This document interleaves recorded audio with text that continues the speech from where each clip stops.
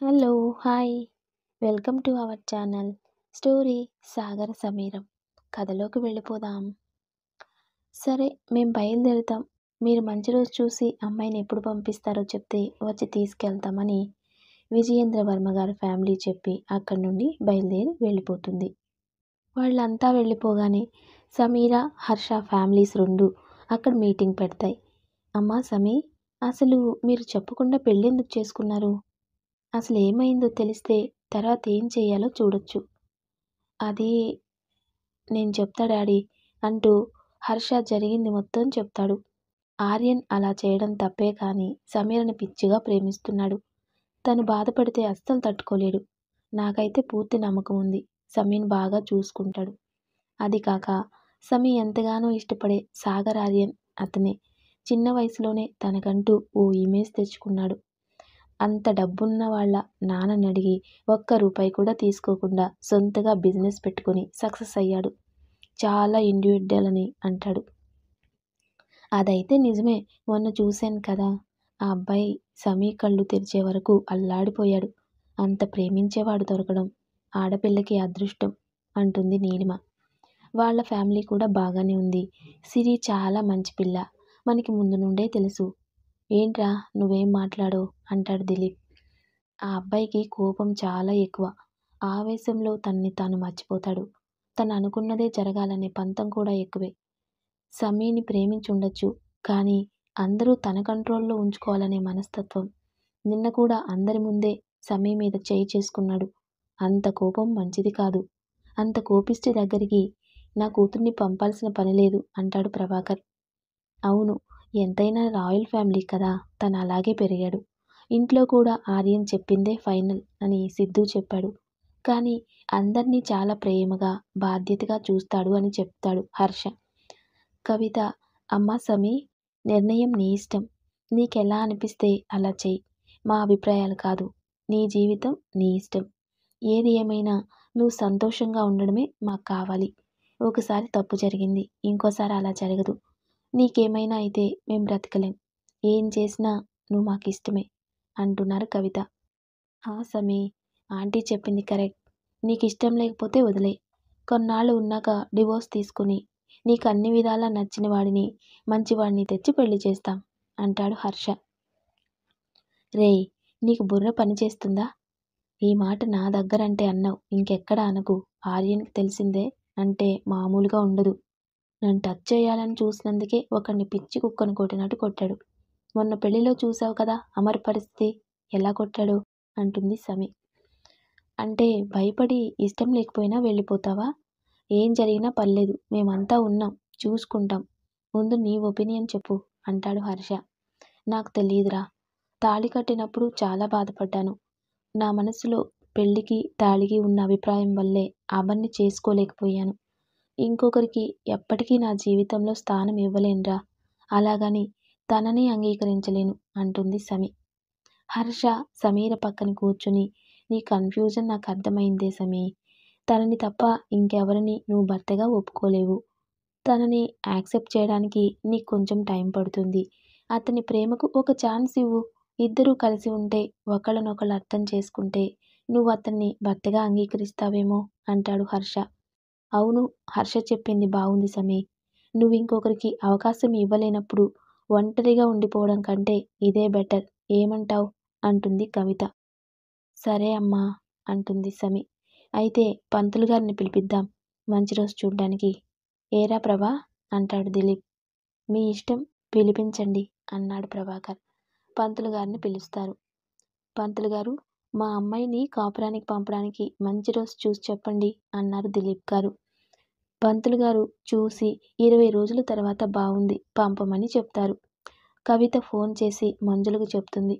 మంజుల ఇంత తొందరగా రావడానికి ఒప్పుకున్నందుకు సంతోషంగా ఫీల్ అవుతుంది. ప్రీతి సిరి దగ్గరకు వస్తుంది. సిరి, నువ్వే నాకు హెల్ప్ చేయాలి అని ఏడుస్తుంది. ఏమైందే, ఎందుకు ఏడుస్తున్నావు అంటుంది సిరి. అమరన్నయ్య కనిపించడం లేదే అంటుంది ప్రీతి. ఏంటి, అమరన్నయ్య ఎక్కడికి వెళ్ళాడు అన్న సిరికి అప్పుడు అర్థమవుతుంది. అంటే అమరన్నయ్య ఆర్యన్ అన్నయ్య దగ్గర ఉన్నాడా అంటుంది కంగారుగా. ప్లీజ్ సిరి, ఎలాగైనా అన్నయ్యతో మాట్లాడి ఈ ఒక్కసారి మా అన్నయ్యని వదిలేయమను.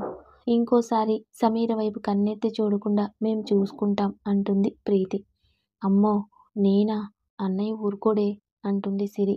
ప్లీజ్ సిరి, ప్లీజే అని బతిమాలుతూ ఉంటుంది ప్రీతి. సరే పద అని ప్రీతిని తీసుకొని సమీర వాళ్ళింటికి వస్తుంది. ప్రీతిని చూసి కవితకి కొంచెం కోపం వచ్చినా సిరితో వచ్చిందని ఊరుకుంటుంది. హర్ష, సమీ కబుర్లు చెప్పుకుంటూ ఉంటారు. హర్ష ప్రీతిని చూడగానే ఎందుకొచ్చావు అంటాడు. సిరి హర్షని ఆపి మ్యాటర్ చెప్తుంది. అమర్ని వదల్లేదా? లేదు. ప్లీజ్ సమీరా, మా అన్నయ్యని వదిలిపెట్టమని చెప్పు. ఆ రోజు మీరు వెళ్ళాక డాడ్ అన్నయ్యని మందలించి వేరే ఊరికి పంపారు. కానీ అన్నయ్య అక్కడికి వెళ్ళలేదు. మాకు విషయం లేటుగా తెలిసింది. మేమెంత ట్రై చేసినా ఉపయోగం లేదు. ఇంకెప్పుడు మీ జోలికి రాం. ఈ ఒక్క హెల్ప్ నువ్వు మాత్రమే చేయగలవు. ప్లీజ్ అని బతిమలాడుతుంది ప్రీతి. సరే ప్రీతి, నేను మాట్లాడతాను. నువ్వేమీ బాధపడకు. వెళ్ళు, మీ అన్నయ్య వస్తాడు అంటుంది సమీ. థ్యాంక్ యూ అని వెళ్ళిపోతుంది ప్రీతి. సిరి, మీ అన్నయ్య కాల్ చేసి కనుక్కో ఎక్కడున్నారో అంటుంది సమీ. నువ్వే కాల్ చేయి అంటుంది సిరి. నా దగ్గర నెంబర్ లేదే అంటుంది సమీ. నీ ఫోన్ ఇవ్వు అని అందులో నుండి కాల్ చేస్తుంది. ఆర్యన్ మీటింగ్లో ఉండగా ఫోన్ వైబ్రేట్ అవుతుంది. చూస్తే సమీర నుండి. ఎక్స్క్యూజ్ మీ అని బయటికి వస్తాడు. హలో, హలో జాను చెప్పు. అది నేను మిమ్మల్ని కలవాలండి అంటుంది సమీ. నేను మీటింగ్లో ఉన్నా, హాఫ్ అన్ అవర్లో అయిపోతుంది, వచ్చేస్తాను అన్నాడు ఆర్యన్. వద్దు వద్దు, నేనే వస్తాను అంటుంది సమీ. సరే కార్ పంపిస్తా వచ్చేయ్ అన్నాడు ఆర్యన్. సరే, ఏమన్నాడు అంటుంది సిరి. కారు పంపిస్తా వచ్చేయ్ అన్నాడే అంటుంది సమీ. పదైతే రెడీ అవు. ఎందుకే? ఓసే తింగరబుచ్చి, నువ్వు మీ ఆయన్ని కలవడానికి వెళ్తున్నావే, చక్కగా రెడీ అయి వెళ్ళు. అన్నయ్య నిన్ను చూస్తూ ఫ్లాట్ అయిపోవాలి. హర్ష, నువ్వెళ్ళిపో అంటుంది సిరి. ఏయ్, ఎందుకే ఇప్పుడు ఇదంతా? నాకు ఇష్టం లేదు, వదిలే అంటుంది సమీ. నువ్వు నోర్మై. నీ కోసం కాదు, మా అన్నయ్య కోసం. నువ్విప్పుడు సాగర్ ఆర్యన్ వర్మ భార్యవి అని నీలిమబ్బు రంగు చీర తీసి కట్టి రెడీ చేస్తుంది. సిరి, ఏంటి ఈ కట్టడం? చూడు, నడుము కనిపిస్తుంది అంటుంది సమీ. ఏమైందే? ఆ కొంచెం కూడా కనపడకుండా ఎలా ఉంటుంది చెప్పు అంటుంది సిరి. మీ అన్న నన్ను ఇలా చూశాడంటేనా? చూస్తే వెంటనే ముద్దు పెట్టేస్తాడు. గ్యారంటీ. అంత బాగున్నావు తెలుసా అంటుంది సిరి. నీ బొందే, నా పళ్ళు రాలగొడతాడు అంటుంది సమీ. వాట్? అని శారీ అడ్జస్ట్ చేసుకుంటూ, లాస్ట్ టైం మాయ రాలేదని వెళ్ళాను కదా, ఆ రోజు కొంచెం నడుము కనిపించిందని లాగుపెట్టి కొట్టాడు తెలుసా అంటుంది సమీ. అవునా? మా అన్నయ్యేనా అంటుంది సిరి ఆశ్చర్యంగా. మీ అన్నయ్యే. నీకు మాత్రమే మంచోడే, నాకు కాదు అంటుంది సమీ. అయితే అన్నయ్యతో చాలా కష్టం. ఎలా వేగుతావో ఏమిటో అంటుంది సిరి. సమీ, కారు వచ్చింది అన్నాడు హర్ష. వస్తున్నా. సమీర వెళ్ళేసరికి ఆర్యన్ మీటింగ్ అయిపోయి పర్సనల్ రూమ్లో ఫ్రెష్ అవుతుంటాడు. సిద్ధు సమీకి రూమ్ చూయించి వెళ్తాడు. సమీ రూమ్లోకి వెళ్తుంది. ఆర్యన్ ఫోన్ మాట్లాడుతూ వెనక్కి తిరిగేసరికి సమీ కనిపిస్తుంది. ఆర్యన్కి ఆ నీలి మబ్బు వచ్చి తన ఎదురుగా నిలబడినట్లు అనిపిస్తుంది. ఫోన్ కట్ చేసి సమీరానే చూస్తూ ఉంటాడు. సమీ రాణి దగ్గు ఒకటి దగ్గుతుంది. అప్పుడు తేరుకొని సమీ దగ్గరికి వచ్చి గట్టిగా హగ్ చేసుకుని బుగ్గ మీద కిస్ చేస్తాడు. వదులు, ఇది ఆఫీస్, ఎవరైనా చూస్తారు అంటుంది సమీ. అయితే ఎవరూ చూడకపోతే ఓకేనా అన్నాడు ఆర్యన్ కొంటిగా. నేను అలా అనలేదు అని వదిలించుకోవడానికి ట్రై చేస్తుంది. అయినా ఆర్యన్ వదలకపోతే నడుం మీద గిచ్చుతుంది. ఆ దెబ్బకి వదిలి, రాక్షసి, ఎందుకు గిచ్చావు అన్నాడు ఆర్యన్. లేకపోతే ఏంటిది, ఆఫీస్ అన్నా వినకుండా అంటుంది సమీ. ఇది నా పర్సనల్ రూమ్, ఎవ్వరూ రారు. సరే ఏంటి, ఏదో మాట్లాడాలన్నావు అన్నాడు ఆర్యన్. అమర్ ఎక్కడా అంటుంది సమీ. ఆ మాట అడగగానే ఆర్యన్కి కోపం వస్తుంది. అయినా కూల్గా నాకెలా తెలుస్తుంది అన్నాడు. నిజం చెప్పండి, ఏం చేశారు అతన్ని అంటుంది సమీ. నీకు అవసరం లేని విషయాల్లో తల జుట్టుకు బంగారం. నాకు కోపం వస్తుంది అన్నాడు ఆర్యన్. ప్లీజ్ సాగర్, వదిలే, ఏదో పొరపాటుగా చేశాడు అంటుంది సమీ. ఏంటి పొరపాటు? నేను బ్లాక్మెయిల్ చేసి ఇబ్బంది పెట్టిన వాడిని నేనెలా వదిలేస్తాననుకుంటున్నావు? అది జరగని పని అన్నాడు ఆర్యన్. ఇంకెప్పుడు నా జోలికి రాకుండా చూసుకుంటానని చెప్పింది ప్రీతి. అందుకే నేను మాటిచ్చాను ప్రీతికి ఇంటికి పంపిస్తా అని. ప్లీజ్ సాగర్, ప్లీజ్ అంటుంది. జాను, వాడెవరి కోసమో నన్ని బతిమాలుతున్నావు. నీకు బుర్రగాని పని చేస్తుందా? వాడిని వదిలేస్తే మళ్ళీ నీ జోలికి వస్తాడే వాడు అన్నాడు ఆర్యన్. అలా ఏం జరగదు, ముందు మీరు వదిలేయండి. నేను చెప్పినా చెయ్యరా అంటుంది బుంగమూతితో సమీ. సమీ మాటను కాదనలేక అమన్ని వదలడం ఇష్టం లేక ఆర్యన్కి కోపం ఎక్కువై పక్కన ఉన్న గ్లాస్ షోకేస్ని ఒక గుద్దు గుద్దుతాడు. దెబ్బకి అది ముక్కలై గాజు ముక్కలు చేతిలో గుచ్చుకుంటాయి. బ్లడ్ పోతుంది. ఆర్యన్ కోపం చూసి బిక్కచిక్కిపోతుంది సమీ. సౌండ్ రావడంతో సిద్ధు వచ్చి డోర్ కొడతాడు. సమీ వెళ్ళి తీస్తుంది. అక్కడ చూడగానే సీన్ అర్థమై ఫస్ట్ ఎయిడ్ బాక్స్ తెచ్చి సిద్ధు వచ్చి చేయి పట్టుకోబోతే విదిలించుకొని మీ వదిన్ని ఇంటి దగ్గర డ్రాప్ చేయి అంటాడు. బాయ్, ఫస్ట్ ఎయిడ్ చేసి వెళ్తా, ప్లీజ్ చెయ్యివు బాయ్ అంటాడు సిద్ధు. సిద్ధు వెళ్ళు అంటాడు కోపంగా ఆర్యన్. సమీ సిద్ధు చేతిలో బాక్స్ తీసుకొని ఆర్యన్ చేయి పట్టుకోబోతే విదిలించుకుంటాడు. సమీ మనసులో భయాన్ని కనబడనీయకుండా ఆర్యన్ చేయి పట్టుకుని గట్టిగా లాగి సోఫాలో కూర్చోబెట్టి చేతికి ఉన్న గ్లాస్ పీసులు తీయబోతుంటే ఆర్యన్ మళ్ళీ చేయి లాగేసుకోబోతాడు. అప్పుడు సమీ కోపంగా ఉరిమి చూస్తూ ఆర్యన్కి వేలు చూపిస్తూ సైలెంట్గా కూర్చోండి, లేకపోతే మర్యాదగా ఉండదు అని గట్టిగా అరిచి క్లీన్ చేసి కట్టుకడుతుంది. ఇంత కోపం పనికిరాదు. ఇంకోసారి ఇలా చేశారో మీ సంగతి చెప్తా. అసలు మీరు ఇలా ఎలా చేస్తారు అంటూ ఎడాపెడా వాయిస్తుంది. అందరినీ కంటి చూపుతోనే భయపెట్టే ఆర్యన్ ఏమీ మాట్లాడకుండా స్కూల్ పిల్లాళ్ళ సమీర్ ముందు బుద్ధిగా కూర్చుని ఉంటాడు. అది చూసి సిద్ధుకి నవ్వొచ్చి నవ్వుతూ ఉంటాడు. తర్వాత అటెండర్ చేత అంతా క్లీన్ చేయిస్తాడు సిద్ధు. అమన్ని ఇప్పుడే వదిలేయండి. వదినా, వాడినెలా వదిలేస్తాం? నిన్ను మళ్ళీ ఏదైనా చేయడానికి ట్రై చేస్తే అంటాడు సిద్ధు. మీరు ఎక్కువగా ఊహించుకుంటున్నారు, ఏమీ కాదు వదిలేయండి అని బయలుదేరుతుంది సమీ. సిద్ధు డ్రాప్ చేయి అంటాడు ఆర్యన్. మీకేమైనా పనులున్నాయా అని అడుగుతుంది. లేదు అని తల ఊపుతాడు ఆర్యన్. అయితే పదండి డ్రాప్ చేద్దురు అనగానే ఆర్యన్ సైలెంట్గా సమీ వెనుక వెళ్ళిపోతాడు. ఆర్యన్ సమీర కలిసి వెళ్తుంటే స్టాఫ్ అంతా షాక్ అయి చూస్తారు. ఎందుకంటే ఆర్యన్ వెంట ఎప్పుడు అమ్మాయి ఉండడం చూడలేదు. అందుకు ఆర్యన్ మనసులో పిచ్చి హ్యాపీగా ఉంటాడు సమీర్తో కలిసి వెళ్తున్నందుకు. ఇద్దరూ కలిసి కారులో స్టార్ట్ అవుతారు. హాస్పిటల్కి పోనివ్వండి అంటుంది సమీ. ఎందుకు, నీకేమైనా బాలేదా అని కంగారుగా అడుగుతాడు ఆర్యన్. అదేం లేదు, మీ చేతికి ట్రీట్మెంట్ చేయించాలి కదా అంటుంది సమీ. అదా, ఏం అవసరం లేదు అంటాడు ఆర్యన్. ఆ మాట చెప్పాల్సింది మీరు కాదండి, డాక్టర్ అంటుంది సమీ. జాను అంటాడు ఆర్యన్. హాస్పిటల్కి వస్తారా? రారా? అవసరం లేదు, చిన్న దెబ్బే కదా అంటాడు ఆర్యన్. ఓ, ఇదే దెబ్బ నాకు తగిలితే తీసుకెళ్తారు కదా అని చేత్తో కారులో ఉన్న చిన్న గ్లాస్ బొమ్మని కొట్టబోతుంది. ఆర్యన్ చేయి పట్టుకొని ఆపి వెళ్దాం హాస్పిటల్కేగా అని తీసుకెళ్తాడు. హాస్పిటల్లో ఆర్యన్ని చూడగానే నర్సులు, అమ్మాయిలు అందరూ ఆర్యన్ని అలాగే చూస్తూ ఉండిపోయారు.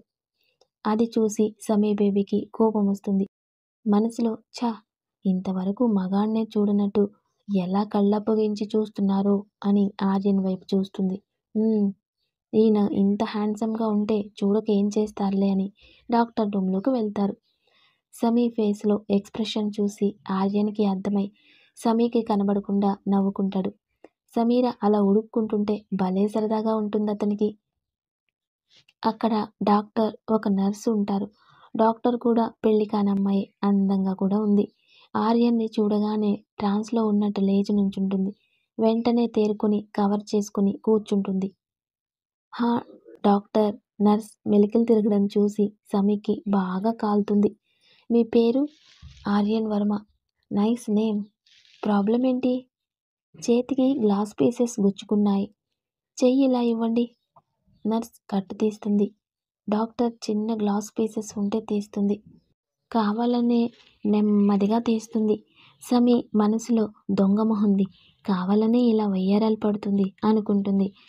డాక్టర్ మందు రాస్తూ అసలు ఇలా చెయ్యంతా ఎలా గుచ్చుకున్నాయి అని అడుగుతుంది. అది సార్ని ఎందుకు అడుగుతారులేండి, నేను చెప్తాను అంటుంది సమీ. ఆర్యన్ వైపు చూస్తూ, మీ అసిస్టెంటా అండి అంటుంది. సమీ షాక్ ఆ మాట వినగానే. కాదు, తను నా వైఫ్ అంటాడు ఆర్యన్. సారీ సార్, నాకు తన ఫేస్ చూస్తే అలా అనిపించింది. ఆ మాటకి ఆర్యన్ కోపంగా డాక్టర్ వంక చూస్తాడు. ఆ దెబ్బకి త్వరగా కట్టేసి మెడిసిన్స్ ఎలా వాడాలో చెప్పమని నర్స్తో చెప్పి పంపిస్తుంది. నర్స్ మెడిసిన్ ఎలా వాడాలో సమీకి చెప్తుంటే ఆర్యన్ వాళ్ళ వెనకాల ఉంటాడు. నర్స్ ఇంకా సమీ ఆర్యన్ని చూడరు. మేడం, ఇంతకీ దెబ్బెలా తగిలింది? అదా, మా వారికి కొంచెం కోపం ఎక్కువ. కూరలో కొంచెం ఉప్పు ఎక్కువైంది. కొంచెమే కదా తినండి అన్నాను అంతే. కోపం వచ్చి చెయ్యి పక్కనే ఉన్న షోకేస్ కొట్టారు. అమ్మో, చిటికెడు ఉప్పుకే అంటుంది నర్స్. ఆయన ఎప్పుడూ అంతే అంటుంది సమీ. అమ్మో, అంత కోపమా? సార్ చూపులతోనే మనుషుల్ని కాల్చేసేలా ఉన్నారు. మీరెలా కాపురం చేస్తున్నారండి బాబు అంటుంది నర్స్ దూరంగా ఉండి. అయ్యో, హా, ఏం చేస్తాం, రాసిలేదు, బాధపడకండి మేడం అని మెడిసిన్స్ ఇచ్చి వెళ్ళిపోతుంది నర్స్. సమీర మాటలు, యాక్టింగ్ చూసి ఆర్యన్ ఫ్రీజ్ అయిపోతాడు. నవ్వుకొని మనసులో, జాను, నీలో ఈ యాంగిల్ కూడా ఉందానే, చెప్తాను ఈ సంగతి అనుకుంటాడు. సమీర కారులో సైలెంట్గా ఉంటుంది. ఎందుకంటే ఆ డాక్టర్ మీద ఇంకా కోపంగానే ఉంది. ఇంటి దగ్గర కారు ఆపుతాడు. అప్పుడే బయట నుండి సిరిని డ్రాప్ చేసి వచ్చిన హర్ష ఆర్యన్ని చూసి పలకరిస్తాడు. సరే, నేను వెళ్ళొస్తాను అంటాడు ఆర్యన్. ఇక్కడి దాకా వచ్చి ఇంట్లోకి రాకుండా ఎలా? రా అని లోపలికి తీసుకెళ్తాడు హర్ష. సమీ మంచినీళ్ళు తెచ్చిస్తుంది. కవిత భోజనానికి పిలుస్తుంది ముగ్గురిని. ఆర్యన్ మొహమాటంగా కూర్చుంటాడు. సమీ భోజనం వడ్డిస్తుంది. ఆర్యన్ చేయి బాగోకపోవడంతో తినడానికి ఇబ్బంది పడుతుంటాడు. అది చూసి ఆర్యన్ చేతికి ఏమైంది అని అడుగుతారు. ఏం లేదు, చిన్న దెబ్బే అంటారు ఆర్యన్. మరిప్పుడు అన్నం ఎలా తింటావు? పర్లేదు, ఐ కెన్ మేనేజ్ అంటాడు ఆర్యన్. సమీర ఆర్యన్ పక్కన నిలబడి ప్లేట్లో ఉన్న అన్నం కలిపి ఆర్యన్ నోట్లో పెడుతుంది. ఆర్యన్ ఫస్ట్ షాక్ అయినా తర్వాత హ్యాపీగా ఫీల్ అవుతాడు. సమీర ఆర్యన్ పక్కనే నించోవడంతో సమీర్ నడుము అప్పుడప్పుడు కనిపించి ఆర్యన్కి ముద్ద మింగుడు పడకుండా మనసు గిలిగింతలు పెడుతుంది. అతి కష్టంగా ఉన్న సమీర తినిపిస్తుండడంతో ఫుల్గా లాగించేస్తాడు. సమీక్ కూడా ఆర్యన్ పెదవులు చేతికి తగులుతుంటే మనసంతా జివ్వుమంటుంది. సరే, నాకు వర్క్ ఉంది, బయలుదేరుతానని ఆర్యన్ వెళ్ళిపోతాడు. ఏంటి సంగతి, అన్నం నోట్లో పెట్టేదాకా వచ్చింది అన్నాడు హర్ష. అదేం లేదురా, చేతికి కట్టుతో ఎలా తింటారు చెప్పు, అందుకే పెట్టా, నువ్వు మరీ ఎక్కువ ఊహించుకోకు అంటుంది సమీ. ఆర్యన్, సిద్ధు కలిసి అమర్ని పెట్టిన ప్లేస్కి వెళ్తారు. బాయ్, వాడిని వదిలేయడం నాకు ఇష్టం లేదు బాయ్ అంటాడు సిద్ధు. తప్పదు సిద్ధు, మీ వదిన మాటిచ్చిందట, తనిస్తే నేనిచ్చినట్టే, ఈసారికి వదిలేయ్ అంటాడు ఆర్యన్. సిద్ధు, ఆర్యన్ అమర్ ఉన్న రూంలోకి వెళ్తారు. అమర్ ఒళ్ళంతా దెబ్బలతో చేతులు కాళ్ళు కట్టేసి ఉంటాడు. ఆర్యన్ని చూడగానే భయపడి, ప్లీజ్ ఆర్యన్, నన్ను వదిలేయ్, సమీర నీ భార్య అని నిజంగా నాకు తెలీదు, ఇంకెప్పుడు ఇలా చేయను, ప్లీజ్ వదిలేయ్ అని బతిమాలుతుంటాడు. ఆర్యన్ కోపంగా జుట్టు పట్టుకుని, నీకు ఇంతకు ముందే చెప్పాను, సిరితో ఫ్రెండ్షిప్ అడ్డుపెట్టుకుని సంజుతో ఆడుకోవాలని చూసావు, పోనీలే అని అంకుల్ మొహం చూసి వదిలేశా. ఈసారి నా జానునే దక్కించుకోవాలనుకున్నావు, నీకెంత ధైర్యం ఉంటే నా సంగతి తెలిసి అక్కడ నన్ను చూశాక కూడా అలా చేస్తావు అని మరీ కొడతాడు. నిజం నిజం ఆర్యన్, నువ్వంతే లేదు అంటాడు అమర్. ఆపరా నీ యాక్టింగ్, అందరి ముందు నటించినట్టు నా దగ్గర నటించావంటేనా? పో, ఈ ఒక్కసారికి నిన్ను వదిలేస్తున్నా, అది కూడా నా జాను చెప్పింది కాబట్టి. ఇంకెప్పుడైనా నువ్వు నా జాను వైపు కన్నెత్తి చూసినా కూడా, నా కంటికి కనిపించినా కూడా ఇంకెప్పటికీ నువ్వు కనపడు అంటాడు ఆర్యన్. సిద్ధు, వదిలేయ్ అని వెళ్ళిపోతాడు ఆర్యన్. రేయ్, నీకిదే లాస్ట్ వార్నింగ్, ఇంకోసారి నువ్వు ఇలా చెయ్యాలనే థాట్స్ వచ్చినా నా చేతుల్లో నుండి ఆ దేవుడు కూడా కాపాడలేడు, పో అని కట్లు విప్పుతాడు సిద్ధు. కట్లు విప్పగానే ఒళ్ళంతా గాయాలతో నొప్పి పెడుతున్నా సరే అక్కడి నుండి పరిగెత్తుకుంటూ బయటికి వెళ్తాడు అమర్. ఆర్యన్ ఈవినింగ్ ఇంటికి వచ్చి ఫ్రెష్ అవుతాడు. కిందికి వెళ్తుంటే సిరి రూమ్లో నుండి మాటలు వినిపిస్తాయి. చూస్తే సంజు, సిద్ధు, సిరి రూమ్లో కూర్చుని మాట్లాడుకుంటూ ఉంటారు. ఈరోజు ఒక విచిత్రం జరిగింది. ఐ స్వేర్ మీరసలు నమ్మలేరు తెలుసా? ఏంటో అంత పెద్ద విశేషం. మాకు కూడా చెప్పు సిద్ధూ అంటారు వాళ్ళు. మన టైగర్ ఆర్యన్ అన్నయ్యని సమీర వదిన వేలు చూయించి బెదిరించింది తెలుసా అంటాడు సిద్ధు. ఆ, మరి బావేమన్నాడు అంటుంది సంజు. పాపం సమీరక్క కోపంలో ఏం చేశాడో ఏంటో. ఓయ్ అంత లేదు. అక్కడ సైలెంట్గా మనం అన్నయ్య ముందు ఎలా కూర్చుంటామో అలా అన్నయ్య వదిన ముందు కూర్చున్నాడు తెలుసా అంటాడు సిద్ధు. ఓ, అయితే అందరినీ భయపెట్టే బావ సమీర్కి భయపడతాడన్నమాట. అయినా సమీర చాలా బ్రేవ్లే అంటుంది సంజు. దాని మొహం, దానికి అంత సీన్ లేదు. దానికి అన్నయ్య అంటే చాలా భయం. పొద్దున శారీలో కొంచెం ఎక్స్పోజ్ అయ్యిందని ఎంత టెన్షన్ పడిందో తెలుసా? అంతకు ముందు ఒకరోజు ఎక్స్పోజ్ అయితే అన్నయ్య చెంప పగలగొట్టాడంట అంటుంది సిరి. సమీరుని కొడతాడా బావా అంటుంది ఆశ్చర్యంగా సంజు. మొన్న హాస్పిటల్లో కూడా కొట్టాడు అంటాడు సిద్ధు. ఏంటి పాపం సమీర అన్నయ్య కోపంతో ఎలా వేగుతుందో ఏంటో అనుకుంటారు వాళ్ళు. వామ్మో, జాను నన్ను విలన్ చేసావు కదే, వస్తున్నా ఉండు నీ సంగతి చెప్తా అంటాడు ఆర్యన్. ఆర్యన్ వెంటనే కారు తీసుకుని సమీర వాళ్ళ ఇంటి దగ్గరికి వెళ్తాడు. గోడ దూకి సమీర రూమ్ వెనుక బాల్కనీలోకి వచ్చి సమీరాకి ఫోన్ చేస్తాడు. సమీర నిద్రమత్తులోనే హలో ఎవరు అంటుంది. నీ మొగుణ్ణి కానీ వచ్చి నీ రూమ్ బాల్కనీ డోర్ తీ అంటాడు. సమీర్కి నిద్రమత్తు వదిలి గబగబా డోర్ తీస్తుంది. ఆర్యన్ లోపలికి వచ్చి డోర్ లాక్ చేస్తాడు. మీరేంటి వెనక డోర్ నుండి వచ్చారు అంటుంది ఆశ్చర్యంగా సమీ. టైం చూసావనే, మామూలుగానే నేనంటే మీ బాబుకి పడట్లేదు. మళ్ళీ ఈ టైంలో నన్ను చూస్తే మళ్ళీ ఫీల్ అవుతాడు అందుకని అన్నాడు ఆర్యన్. సమీర సీరియస్గా చూస్తుంది. ఆర్యన్ బెడ్ మీద కూర్చొని సమీర చేయి పట్టుకుని లాగి ఒళ్ళో కూర్చోబెట్టుకుని నడుము చుట్టూ టైట్గా హగ్ చేసుకుని సమీ భుజం మీద మొహం పెట్టి కూర్చుంటాడు. సమీర ఇబ్బందిగా కదులుతూ ఏంటిది వదలండి అని విడిపించుకోవడానికి ట్రై చేస్తుంది. ఏయ్, నిన్నేమీ చెయ్యనులేవే, సైలెంట్గా కూర్చో ప్లీజ్. కాసేపు కనీసం నన్ను ఇలా పట్టుకోనివ్వే బంగారం. పెళ్ళైన దగ్గర నుండి ఒక్కసారి కూడా సరిగా పట్టుకోలేదు నిన్ను అంటాడు ఆర్యన్. అదొక పెళ్ళి, మళ్ళీ దాని గురించి చెప్పడం అంటుంది సమీ. అయిపోయింది కదా ఇప్పుడెందుకు అంటాడు ఆర్యన్. బ్యాండ్ మేళం లేదు, తలంబ్రాలు లేవు, నల్ల పూసలు లేవు, మెట్టెలు లేవు, అక్షింతలు లేవు, ఆశీర్వాదాలు లేవు. అదొక పెళ్ళి మరి అంటుంది సమీ. పెళ్ళికి కావాల్సింది అబ్బాయి అమ్మాయి, అవన్నీ లేకపోయినా పర్లేదు అంటాడు ఆర్యన్. అయిపోయాక ఏమైనా చెప్తారు అంటుంది సమీ. ఏమైందే, అసలు అది ఇంకా బాకీయే కదా అన్నాడు ఆర్యన్.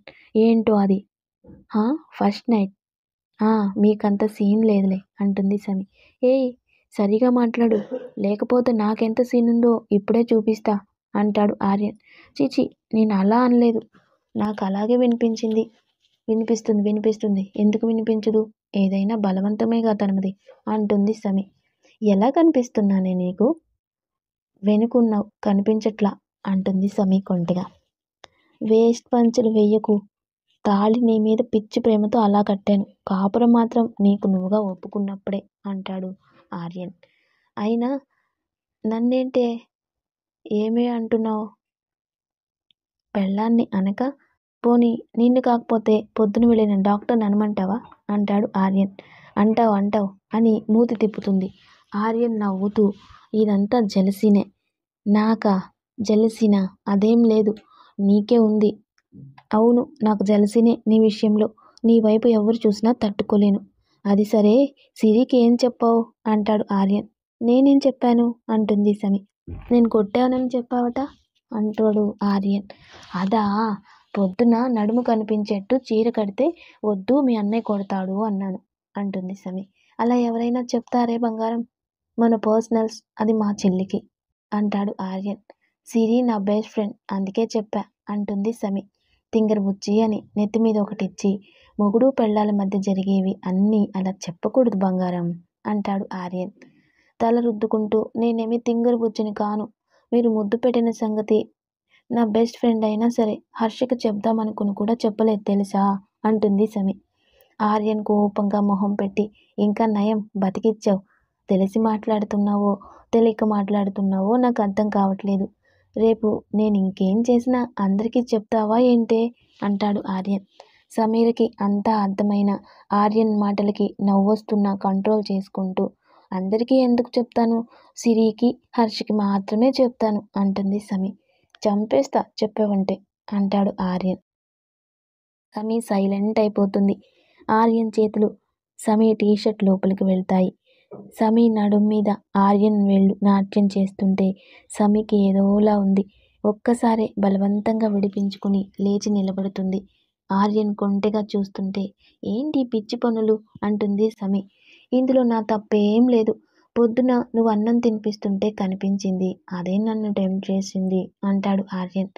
పెళ్లి రోజు కొట్టిన దెబ్బ గుర్తుంది కదా, మళ్ళీ గుర్తు చెయ్యాలా అంటుంది సమీ. వద్దు వద్దు బాబోయ్ గుర్తుంది అంటాడు ఆర్యన్. మంచిది అంటుంది సమీ. అయినా ఎన్ని రోజులు నాకు టైం వస్తుంది, అప్పుడు చెప్తా నీ పని అంటాడు ఆర్యన్. వచ్చినప్పుడు చూద్దాంలే, నడవండి నడవండి అని ఆర్యన్ని బయటికి తోసి గడిపెట్టేస్తుంది. ఆర్యన్ నవ్వుకుంటూ మళ్ళీ జంప్ చేసి ఇంటికి వెళ్ళిపోతాడు. సమీరకి ఆర్యన్ చేసిన పనికి బాగా కోపంగా ఉంటుంది. ఇంకో పక్క ఆర్యన్ మాటలు చేతలు నిద్రపోనివ్వక తన్నుకొని ఎప్పటికో నిద్రపోతుంది. ఈ సీన్తో ఈ పార్ట్ కంప్లీట్ అయిపోతుంది. Please like, share, subscribe. Love you all. Thank you.